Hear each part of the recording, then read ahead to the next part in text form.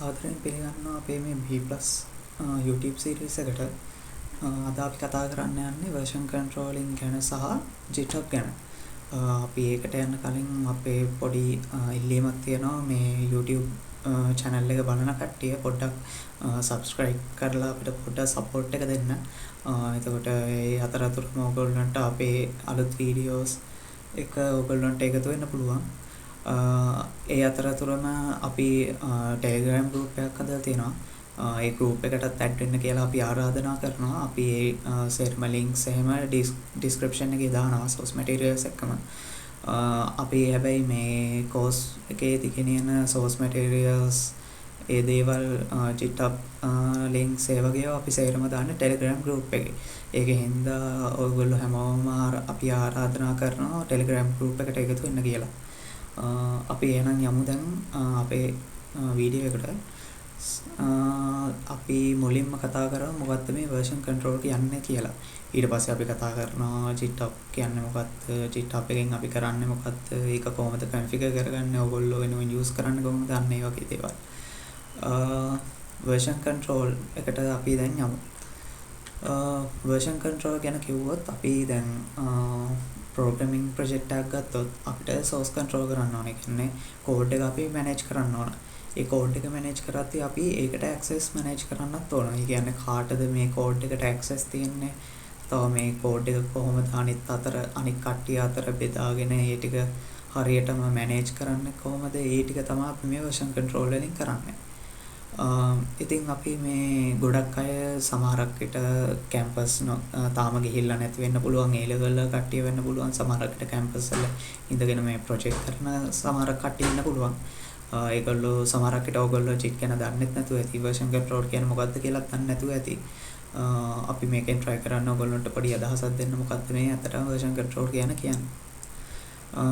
ඉතින් මේ අපි ඇත්තටම ගත්තොත් normal විදියට project එකක් ගෙනිච්චොත් අපි සාමාන්‍යයෙන් කරන්නේ leader ඇත්තටම මොකක් හරි source එකක් initiate කරනවා. ඒ කියන්නේ එයා project එකක් හදලා අනිත් team members ලාට දෙනවා මේ project එක.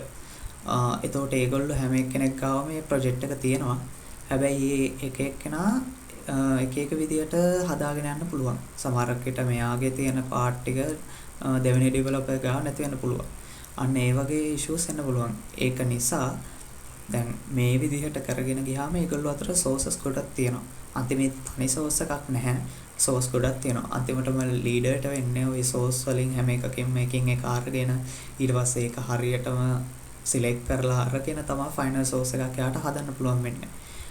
ඒ විදිහට අපි යන්නේ නැතුව අපි මේ version control එකෙන් කරන්නේ තනි source එකක් ගෙන යන්න try කරනවා.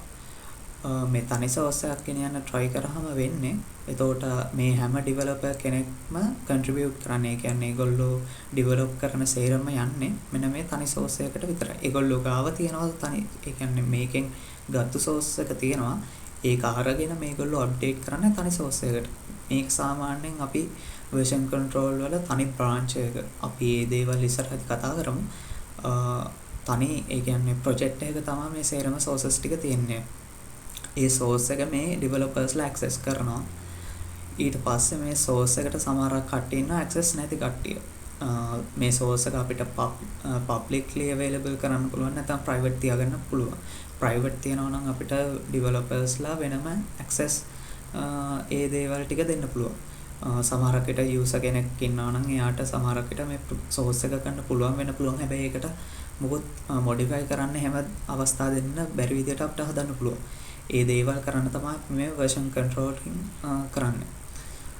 අපි ඊළඟට යමු example එකක් විදිහට. දැන් මේ තියෙන්නේ version control නැතුව. ඒ කියන්නේ අපි තනි source එකක් නෙමෙයි. දැන් මෙතන ගත්තොත් මේ project එකේ sources තව තියෙනවා. new features, අලුතෙන් features දාලා එක sources තියෙනවා. අන්තිමේදී මේ එහෙම ගිහිල්ලා අන්තිමේදී අපි ගන්නවා අන්තිම final version එක. අන්න ඒ වගේ තමයි local අපි ඒ කියන්නේ machine එකේදී අපි තනියම හරි එහෙම කරනවා නම් සමහර කට්ටිය කියන්නේ version control නැතුව කරනවා නම් මේ විදිහට තමයි අපි සාමාන්‍යයෙන් ගෙනියන්නේ. version control එක ගෙනියද්දී අපි ගෙනියන්නේ තනි source එකක්. මේ source එක ඇතුළේදී තමයි code base එක ඇතුළේ තමයි අනිත් හැමෝම මේකට contribute කරන්නේ. මේකට තමයි හැමෝම updates ගේන්නේ, ඩිලීට් කරන අප්ඩේට් කරන ඒ සේරම කරන්නේ තනි source එකට.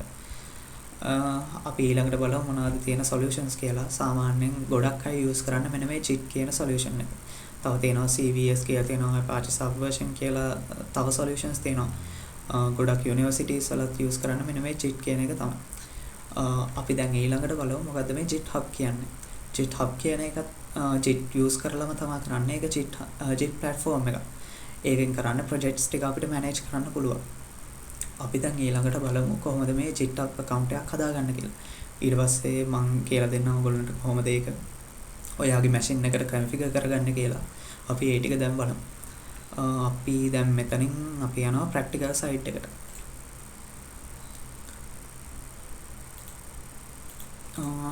අපි යමු මුලින්ම මේකෙදී ඕගොල්ලන්ට ඕන කරනවා මෙන්න මේ JIT bash කියලා එකක් තියෙනවා. මම මේකේ link එක ඕගොල්ලන්ට දෙන්නම්. මෙන්න මේ JIT bash කියන එක ඕගොල්ලෝ install කරගෙන තියාගන්න ඕන. ඕගොල්ලෝ use කරන OS එක අනුව තමයි. ඕගොල්ලෝ Windows use කරනවා නම් මේ link එකෙන් download කරගන්න. Linux use කරනවා නම් නැත්නම් Mac OS. අපි මුලින්ම දැන් JIT account එකක් හදාගමු. මුලින්ම අපි jithub.com ගිහිල්ලා අපි මේ page එකට එමු. එතන තියෙනවා sign up button එක. ඔන්න ඔකට ගිහිල්ලා අපිට account එකක් create කරගන්න පුළුවන්.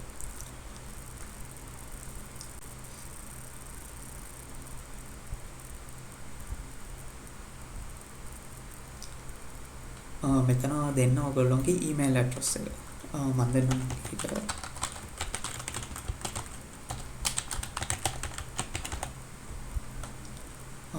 ඊට පස්සේ continue දුන්නාට පස්සේ අපිට කියනවා password එක දෙන්න කියලා. ඊට පස්සේ ඔයගොල්ලෝගේ password එක තියෙන මෙතෙන්ට.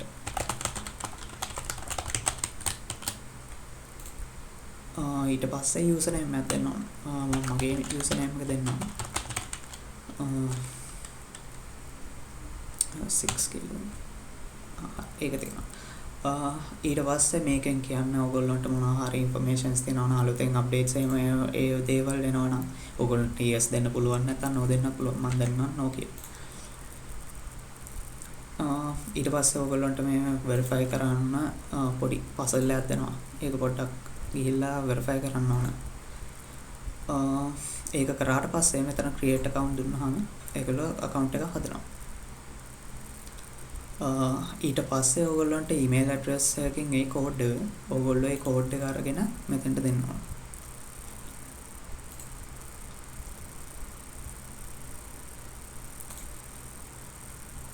email එක ගියාම මෙන්න මේ code එක තියෙනවා. ඒකල මෙන්න මේ code එක දෙන්න ඕන මෙතෙන්ට. ඊට පස්සේ account එක activate වෙනවා. මෙතන පොඩි questions වගේක් අහනවා. ඕගොල්ලන්ට ඕන නම් මෙතන skip කරන්න පුළුවන්. පළවෙනි ගිහලා skip දෙන්න.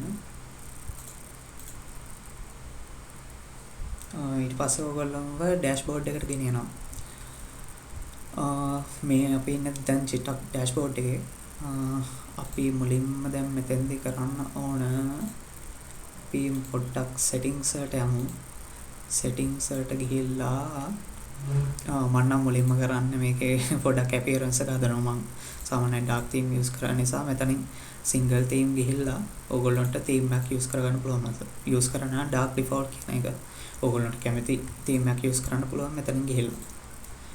ඊට පස්සේ අපි මුලින්ම දැන් ගිහිල්ලා repository එකක් හදමු. ඕගොල්ලෝ මෙතනින් මේ click button එක click කරාම මෙතනට එනවා home page එක. ඊට පස්සේ මෙතන තියෙනවා create repository කියලා. ඔන්න ඕක click කරන්න. මෙතනින් ඊට පස්සේ repository name එකක් දෙන්න ඕන. අපි දැන් test කියලා දෙමු. ඕගොල්ලන්ට මෙතන repository එක public private ඒ වගේ දෙන්න පුළුවන්. මම private කියලා දෙන්නම්. ඊට පස්සේ මෙතන readme file එක generate කරන්න පුළුවන්. ඊට පස්සේ මෙතන create repository කියලා තියෙනවා. ඒ click button එක click කරා. දැන් ඕගොල්ලෝ repository එකක් හදලා තියෙන්නේ මෙතන. ඕගොල්ලෝ ඊළඟට මේකේ තමයි ඕගොල්ලෝ project එක ගෙනියන්න ඕන. අපි දැන් ඊළඟට බලමු කොහොමද මේක දැන් GitHub එක අපි link කරගන්න කියලා අපේ local system එකට.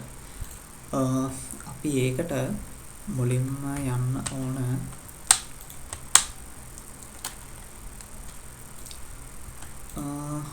ඕගොල්ලෝ අර ඩවුන්ලෝඩ් කරගත්තු JIT bash එක ඉන්ස්ටෝල් කරගන්න ඕන.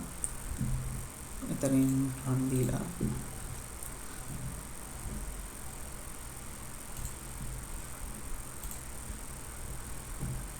මෙතන next දෙන්න.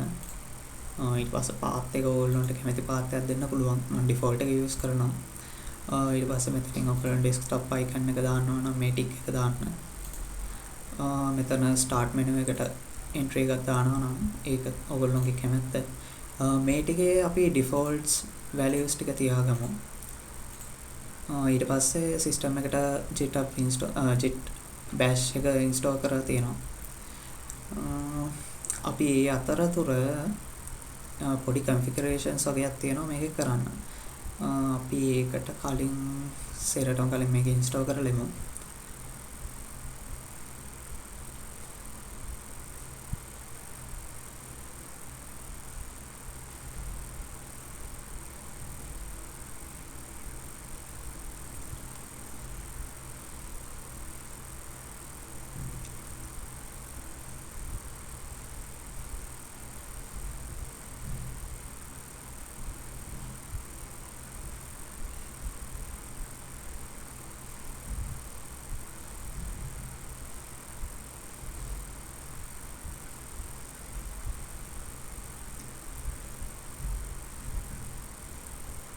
JIT bash එක දැන් install වෙලා ඉවරයි. දැන් අපි ගිහිල්ලා මෙතන right click කරා. මෙතන එනවා JIT bash කියලා entry එක. ඒක click කරන්න. ඒක click කරාම ඕගොල්ලන්ට මෙහෙම terminal view එකක් එවි. මේ විදිහට terminal view එකක් එනවා. ඕකෙදී අපි දෙන්න ඕන දේවල් ටිකක් තියෙනවා.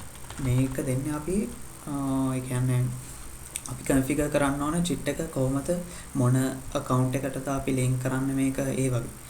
ඒකට පොඩි commands වගේක් තියෙනවා. ඒක first command එක වෙන්නේ JIT config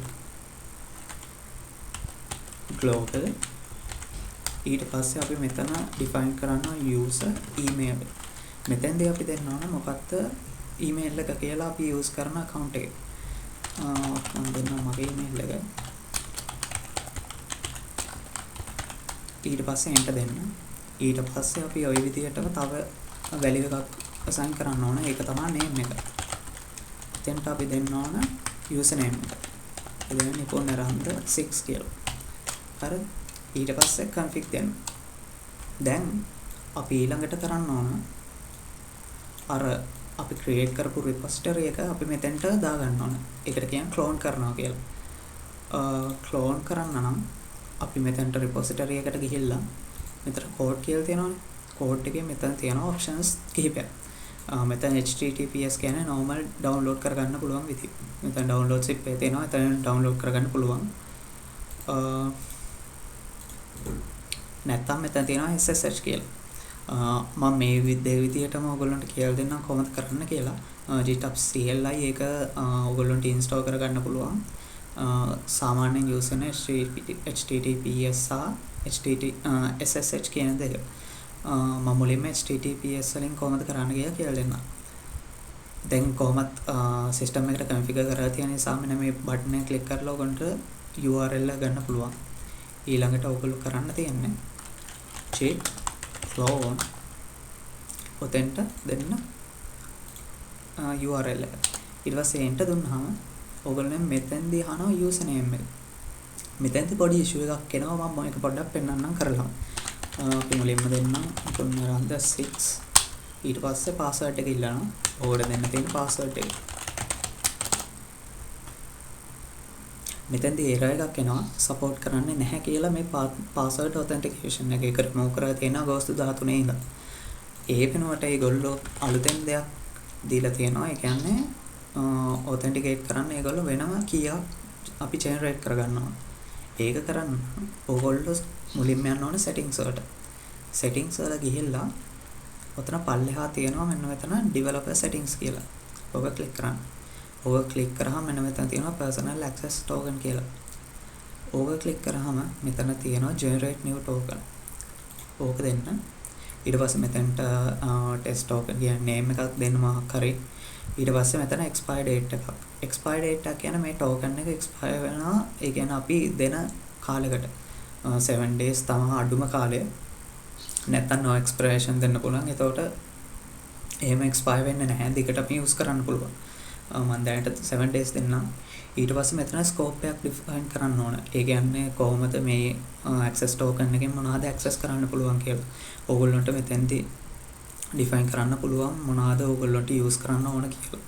සමහර access token ඔයාට දෙන්න වෙනවා. ඒ කියන්නේ teammates ලට වගේ. එතකොට ඒගොල්ලන්ට access පුළුවන් විදියට ඒ ඕන කරන දේවල් ටික මෙතනින් දෙන්න තියෙන්නේ. මම දැනට සේරම select කරනවා. ඊට පස්සේ මෙතන generate token දෙන්න. generate token දුන්නාම මෙතනින් එනවා key එක. ඔන්න ඔය key එක අපි store කරගන්න කොහේ හරි text මේ මොකක් හරි එහෙම එකක save කරලා තියාගන්න ඕන මේක. text file එක වගේ. ඊට පස්සේ අපි යමු ආයේ මෙතෙන්ට අපි try කරමු git clone කරන්න. clone කරද්දී දැන් අපි දෙනවා username එක. දැන් මෙතෙන්ද දෙන්නේ අපි අර copy කරගත්තු password එක. දැන් අපිට පුළුවන් මේ විදිහට use කරන්න. අවුල තියෙන්නේ දැන් අපි ආයෙ ඔක try කරලා මොකක් හරි change එකක් කරලා ආයෙ ගත්තත් අපි සැරෙන් සැරේට මෙන්න මේ username එකයි password එකයි දෙන්න ඕන. ඒ විදිහ නැතුව මම කියලා දෙන්නම් SSH හරහා use කරන විදිය. මේ විදිහට HTTP හරහා නැතුව එහෙම SSH හරහා කරන එක තමයි ලේසිම ක්‍රමය. ඒකට ඔයගොල්ලෝ මේ git bash එකේ පොඩි දේවල් වගේක් තියෙනවා මේක කරන්න. ඒ කියන්නේ ඔයගොල්ලෝ SSH key value එකක් හදා ගන්න ඕන. ඒකට කරන්න ඕන ඔයගොල්ලෝ දෙන්න ඕන SSH keygen exe එක issue එකක් නැහැ. ඊට පස්සේ දෙන්න ඕන මෙතන type එක දෙන්නේ RSA. ඊට පස්සේ මෙතෙන්ට දෙන්න ඕන අපි bytes ගන්න. ඒ කියන්නේ කොහොමද encryption එකේ කොච්චර bytes ගන්නක් තියෙනවද කියලා ඒ වගේ. මේක ඒ කියන්නේ security පැත්තෙන් හොඳ වෙන්න තමයි මේ විදිහට දාන්නේ. ඊට පස්සේ අපි මෙතෙන්ද දෙන්න ඕන අපේ email එක. ඒ කියන්නේ GitHub එකේ අපි දුන්නේ email එක. ඊට පස්සේ මෙතනින් කියනවා generate කරනවා කියලා දැන් public key එක. ඊට පස්සේ අහනවා මේ file එක කොහෙටද save කරන්න ඕන කියලා. සාමාන්‍යයෙන් යන්න මෙන්න මේ path එකට. ඒ කියන්නේ C එකේ users ඊට පස්සේ වාගේ username එක. ඔතන හැදෙනවා SSH කියලා folder එකක්. තාම හැදිලා නැහැ. පොඩ්ඩක් ඉන්න බලන්න මේක. දැන් හැදුනා. ඊට පස්සේ ඔතෙන්දී ඉල්ලනවා first phrase එක. මෙතෙන්දී දෙන්න ඕන අපි GitHub එකේදී use කරන password එක. ඒ කියන්නේ අපි GitHub account එක දීපු password එක වෙන්න ඕනේ නැහැ. අපි මොකක් හරි create කරද්දී හරි clone කරද්දී හරි push කරද්දී ඔය එක operations තියෙනවා. ඒව කරද්දී අපිට use කරන්න ඕන password එක තමයි මෙතෙන්දී දෙන්නේ. ඒක අර අපි GitHub එකේදී use කරපු password එකම වෙන්න ඕනත් නැහැ. අපි මෙතෙන්දී simple password එකක් දෙමු. ඊට පස්සේ ආයේ මේ password එකම ඉල්ලනවා. ඒක දුන්නාට පස්සේ මෙතන හැදෙනවා අපේ key එක. අපි යන්නයි key SSH key එක copy කරගන්න ඕන. ඔයාලා යන්න ඕනේ ඒකට මෙන්න මේ folder එකේ .ssh කියලා folder එකක් හැදෙනවා. ඕක ඇතුලේ තියෙනවා id rsa කියලා file එක. ඕකේ අපි ගන්න ඕන මෙන්න මේ pub file එක. pub file කියලා තියෙන එක කියන්නේ public key එක. මෙන්න මේ public key එක අපි notepad එකකින් open කරගමු. ඊට පස්සේ ඕක copy කරගන්න. copy කරගෙන ඕක අපි GitHub account එකට link කරන්න ඕන. ඒක කරන්න නම් ඔයගොල්ලෝ settings වල පල්ලෙහා තියෙනවා SSH කියලා. මෙන්න මෙතන. ඕක click කරන්න. ඕක click කරාම මෙතන SSH keys කියලා තියෙනවනේ. ඔතෙන්ට new SSH key කියන එක දෙන්න. ඕක දුන්නාට පස්සේ මෙතෙන්දී අපි පොඩි title එකක් දෙන්න ඕන. මම දෙන්න SSH key කියලා. ඊට පස්සේ මෙතෙන්ට key එක paste කරන්න. ඊට පස්සේ add SSH key කියලා දෙන්න. දැන් හරි. ඔය ටික තමයි අපිට දැනට මේකේ configure කරන්න තියෙන්නේ. දැන් ඊට පස්සේ අපි ආයෙ try කරමු මේක clone කරන්න. අපි දැන් ආයෙ අර විදිහට git bash එක මෙතන open කරගෙන git කලින් මේක ගන්නවා මම ජෙට් ක්ලෝන් ඊට පස්සේ ඔන්න මේක එන්ටර් දුන්නාම අපෙන් මේක අන්න ඉතියන්නේ පොඩ්ඩක් ඉන්න බලන්න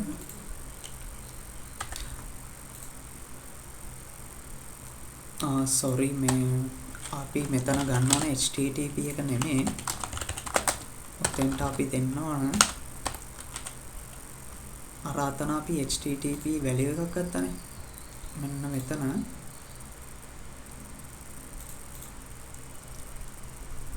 මෙතන තියෙනවානේ අපේ මෙන්න මෙතන අපි https එක ගත්තේ.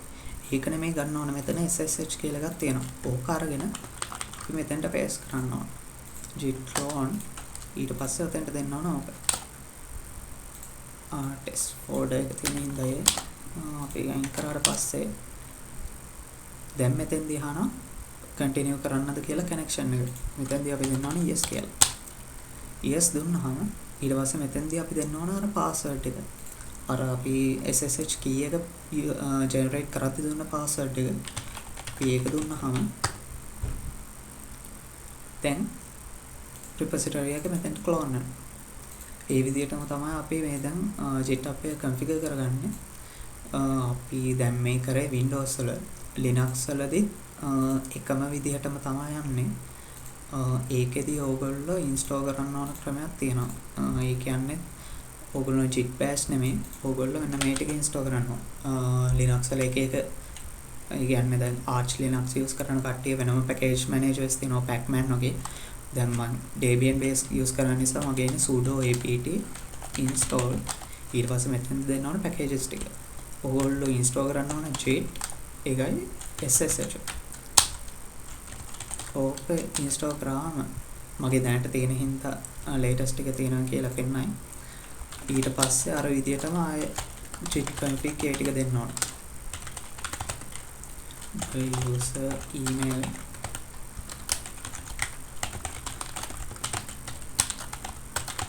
කිසිම වෙනසක් නැහැ මෙතනින් පස්සේ අර normal විදියටම Windows වල විදියටම කරපු විදියටම තමයි යන්නේ මෙතන. ඊට පස්සේ අපි මෙතෙන්දී ආයේ SSH keys generate කරන්න ඕන. ආයේ අර විදියටම SSH key gen ඔතෙන්දී දෙන්න ඕන type එක RSA ඊට පස්සේ bytes ගන්න 4096 ඔතෙන්දී ඊට පස්සේ මෙතන දෙන්න ඕන email address එක. ඊට පස්සේ මේ අර විදියටම private key එක generate කරනවා මෙන්න මේ path එකට. ඊට පස්සේ මෙතන paraphrase එක දෙන්න තියෙනවා. sorry.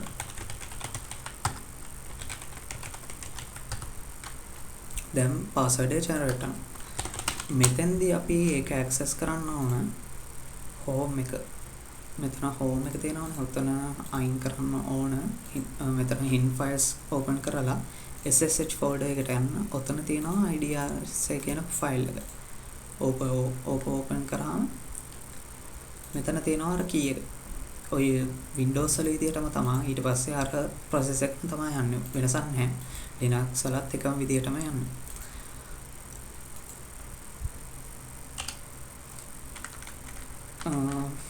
ඊට පස්සේ ඒ ටික තමයි අපි අද දවස් ඇතුළත කරන්න ඉන්නේ. ඊළඟ වීඩියෝ එකේදී අපි බලාපොරොත්තු වෙනවා බේසික් concepts ටික cover කරන්න. ඒකෙදී අපි කරන්නේ git repository ගැන කියනවා, repository cloning ගැන කතා කරනවා, repository forking, remotes, branches, ඒ වගේම states, තව merging ගැනත් අපි කතා කරනවා. මේ හිටියා වගේම අපේ next වීඩියෝ එකටත් ඉදී කියලා අපි බලාපොරොත්තු වෙනවා. අපිත් එක්කම ඉදිරි වීඩියෝස් වලදී රැඳී සිටින්න කියලා ඉල්ලා සිටිනවා.